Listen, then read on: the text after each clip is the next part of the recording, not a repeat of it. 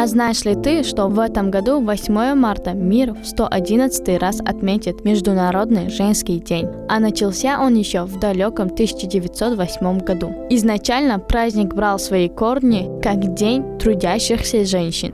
Затем в августе 1910 года известная деятельница германской социал-демократии Клара Цеткин на конференции в Копенгагене предложила учредить Международный день борьбы за женское равноправие и эмансипацию. Около 100 участниц из 17 стран поддержали идею единогласно. И с 1911 года 8 марта стали отмечать как Международный женский день.